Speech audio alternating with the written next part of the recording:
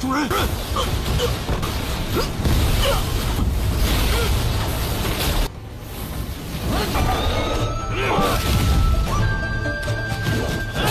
拼了！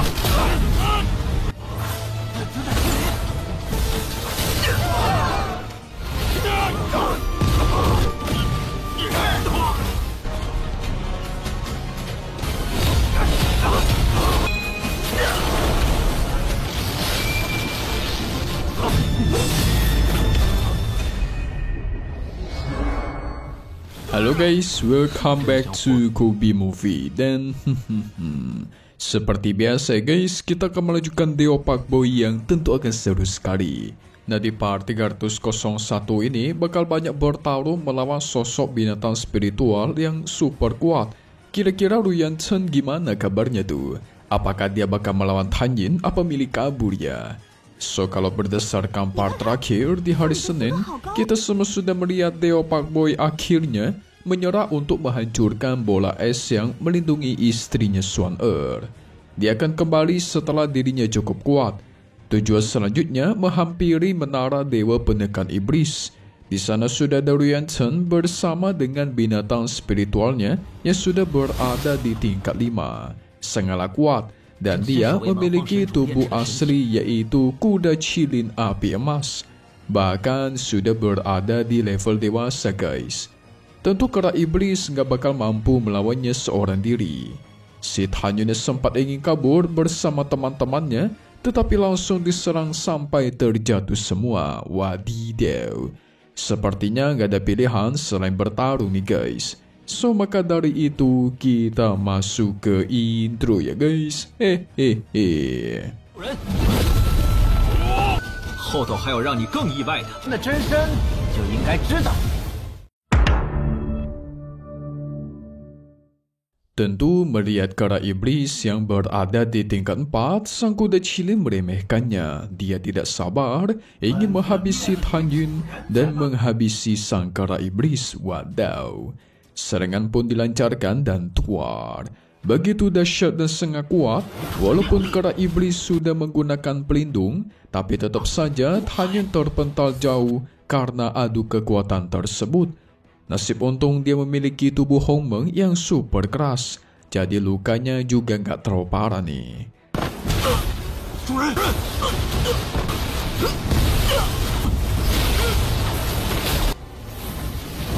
Hanya menyuruh kera iblis agar segera membawa dia pergi dari sini karena mereka bukanlah tandingan sang kuda cilin. Tapi kera iblis pastikan selama dia belum mati maka nggak akan ada yang bisa melukai tuannya Tan Yin. Sehingga keduanya pun menerjang dan tuar. Kuda cilin diserang telak. Serangan kedua lagi-lagi membuat sang kuda cilin itu terpental.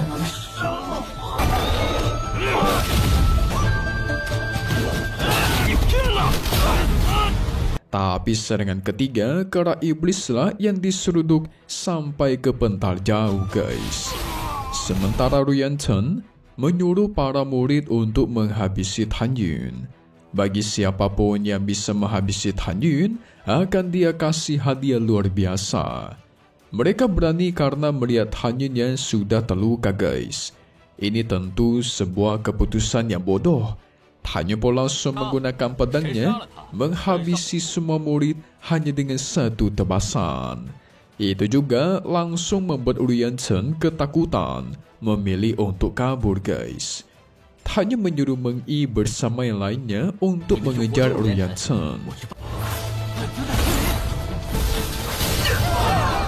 Sementara dia akan membantu sang kera iblis. Di sisi lain, sang kera iblis sudah terluka parah dan tersungkur di tanah. Sudah seperti ini, mana bisa mengalahkanku kan, kata sang kuda cilin. Tapi dengan semangat untuk melindungi tuannya, kera iblis pun kembali bangkit. Cuman binatang seperti dirimu nggak bakal bisa mengalahkanku, balasnya. Sehingga tuar. Pertarungan pun kembali berlanjut. Kali ini jauh lebih sengit nih guys. Mereka pun saling mementalkan satu sama lain. saling memukul dan saling menginjak layaknya pertarungan para monster raksasa guys, seru sekali. Sementara mereka sedang asik bertarung, Tan Yun melancarkan serangan pedang yang mengenai langsung tubuh sang kuda. Ditambah dengan beberapa tebasan telak, tetapi itu semua masihlah tidak cukup. Tan Yun dengan kecepatan tinggi berusaha mengelabui penglihatan si kuda Qilin. Ada kesempatan dia melancarkan pedang-pedang besar dari atas langit yang langsung memerangkap kuda Qilin sampai tidak bisa bergerak sementara.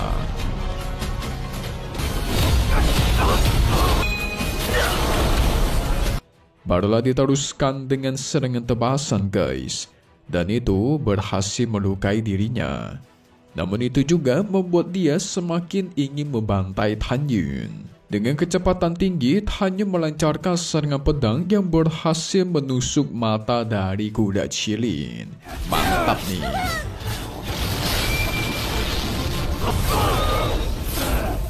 Barulah setelah itu, Tan Yun mempersiapkan formasi pedang pembantai Hong Meng.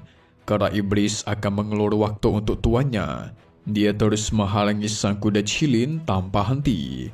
Menyadari kalau dirinya sudah tidak ada harapan, kuda Qilin pun memohon ampun belas kasihan. Dia bahkan bersumpah akan menjadi anak buahnya Tan Yun. Tapi sayang ya guys, Dewa Pak Boy sudah tidak percaya akan kata-kata seperti itu. Udah sering dikhianatin dia dari zaman dulu guys. Sekali tebas dengan pedang Dewa Hong Meng, kuda Qilin auto meninggoy.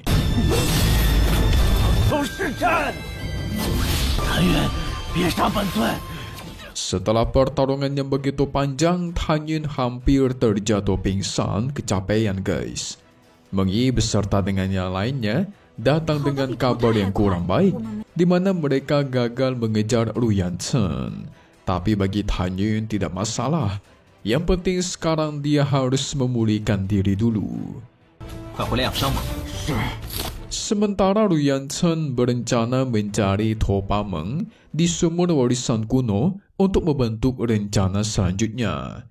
Dia masih bingung gimana ceritanya binatang spiritual milik Tan Yun di tingkat 4 itu bisa mengalahkan binatang spiritual tingkat 5 kuda Qilin. Ditambah lagi semua token identitas milik para murid itu sudah pecah. Martikan kalau mereka semua sudah meninggoy. Waduh. Setelah itu, Ruyan Chen menemui To Pa Meng. Dia melaporkan Tan Yun bersama binatang spiritualnya yang berada di tahap 4 tetapi berhasil mengalahkan kuda Qilin tingkat 5 miliknya. Nasib untung dirinya masih berhasil kabur. Nah masalahnya, binatang spiritual milik To Pa Meng itu masih berada di tingkat 4 guys. Jelas itu gak bakal mampu melawan kera iblisnya Tan Yun. Sekarang mereka jadi bingung harus bagaimana ini. Karena si Tan Yun juga pintar ya kan. Dia pasti tahu To Pa Meng membawa binatang spiritual sama seperti Ruyan Chen. Jadi To Pa Meng mencoba membuat rencana lain. Mereka akan kabur bersembunyi, menunggu sampai pintu ruang dan waktu terbuka, dan segera kembali ke istana peri jiwa ilahi. Nah, setelah kembali, mereka akan melaporkan kalau si Tan Yun sudah membawa binatang spiritual ke dalam kompetisi. Kan jikalau berdasarkan aturan, hanya dianggap melanggar karena membawa binatang spiritual dan ujung-ujungnya akan dihukum mati. Tapi kan hanya juga mengetahui kalau mereka itu membawa binatang spiritual. Dia juga pasti akan melaporkan kejadian itu kepada ketua Han Taidong. Yes, benar sekali. Cuman kalian mesti ingat satu hal guys. Mereka semua sekarang itu berada di wilayahnya Istana Jiwa Ilahi. Mau itu ketua Han Tai sekalipun, pasti tidak berani memulai perang ya kan? Karena di sini ada dua sekte kuno kuat yang bekerja sama, yaitu Istana Peri Jiwa Ilahi dan Sekte Peri Abadi. Ya juga ya, nanti kalau si ketua Han Tai mulai perang malah dikepung oleh dua sekte kuno, bahaya itu. Portal ruang dan waktu itu ada 2. Kira-kira yang manakah yang harus mereka ambil? Topa meyakin si Tan Yun itu pasti akan membagi kelompoknya menjadi 2 dan disebar ke kedua portal untuk mencegat mereka. Sehingga Topa Meng berencana untuk fokus pergi dulu ke satu portal bersama-sama.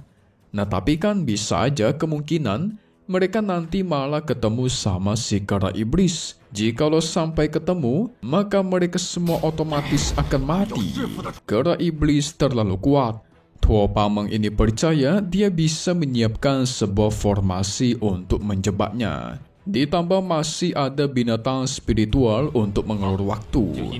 Dengan begitu, semua orang bisa kembali dengan selamat memasuki portal ruang dan waktu. Sungguh rencana yang menarik. Gimanakah cara Dewa Pakboy kita lawannya nanti ya guys? Ini bakalan seru. Kita beralih lagi ke sisinya Tan Yun. Dia bisa melihat betul menara ini sudah kehilangan cahaya ilahinya, yang berarti pemiliknya sudah lama meninggoy. Tapi pertanyaannya, kenapa menara ini ditinggalkan di sini? Lalu katanya di atas menara ada ramuan ajaib. Pada seingat Han Yun, menara ini tuh nggak bisa digunakan untuk memurnikan pil. Tentu ini aneh ya kan? Salah satu murid mencoba untuk masuk ke dalam, tetapi dia terlalu ceroboh tidak menyadari ada pelindung di sana. Berakhir dirinya terbakar langsung jadi abu. Nah lo, nafsuan sih jadi orang sih. Hanya menyuruh semua orang agar menunggu di sini. Dia akan mencoba masuk seorang diri. Jikalaupun di dalam ada banyak harta bagus, nanti bakal hanya bagikan kepada mereka semua. Ya, semua orang di sini juga sudah percaya kepada Tan Yun, karena hidup mereka sudah berkali-kali diselamatkan sama Dewa Pakboy ya kan? Sehingga perintah apapun dari Dewa Pakboy itu pasti dituruti. Kera iblis dikeluarkan untuk melindungi Meng Yi dan teman-temannya, hanya pun melapisi tubuhnya dengan cahaya Hong Meng. Dia mengetes pelindung menara yang ada di sana, dan ternyata tubuhnya masih kuat bertahan dari cahaya ilahi menara ini. By the way, ngomong-ngomong, nama dewa pemilik dari menara ini adalah Yushu guys. Nah, Yushu merupakan salah satu anak buahnya Tan Yun di masa lalu. Tan Yun merasakan bersalah. Dulu ketika dia masih menjadi dewa, dirinya sering menyelamatkan Yushu. Tapi sekarang dirinya gagal dan tidak berdaya. Ya sebenarnya wajar-wajar aja sih Tan Yun tidak bisa menyelamatkannya. Waktu itu kan kita ingat dia sudah mati duluan dan sedang berinkarnasi ke tubuh lain. Tapi guys, apa kalian gak penasaran dengan sosok dewa alias Yushu pemilik menara ini? Karena nanti Tan Yun akan menemui dirinya. Oke, langsung saja buat cuplikan part 302 di hari Senin depan. Kita semua bakal melihat Tan Yun berhasil memasuki ke dalam menara dan bertemu dengan Yushu. Yushu posisinya udah mati ya guys. Tersisa sedikit jiwanya saja. Sedari dulu dia yakin orang yang bisa membuka larangan ini cuman tuannya seorang, yaitu Tan Yun. Nah, ketika menara ini terbuka, itu berarti tuannya sudah datang. Dan sisa-sisa jiwanya akan muncul berkumpul memberitahukan Tan Yun informasi yang ada. Tapi Yushu meminta maaf, dia sudah gagal. Di dalam menara juga sudah ada banyak senjata ajaib tingkat dewa yang besar-besar. Tan Yun simpan semua, karena nanti di masa depan senjata ini bisa digunakan untuk memimpin para suku prasejarah serta suku barbar untuk berperang kembali melawan para dewa pengkhianat.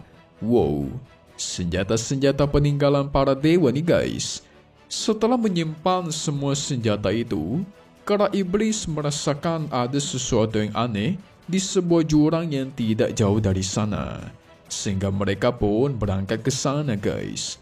So seperti biasa, update lagi nanti untuk part 302 episode 323 yang kalian tunggu-tunggu. Tentunya di hari Jumat ya guys. seperti biasa di sore hari.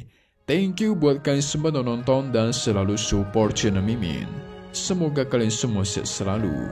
Memang pamit undur diri dulu. Kita bakal ketemu lagi di video-video selanjutnya. Oke kalau gitu, see you guys.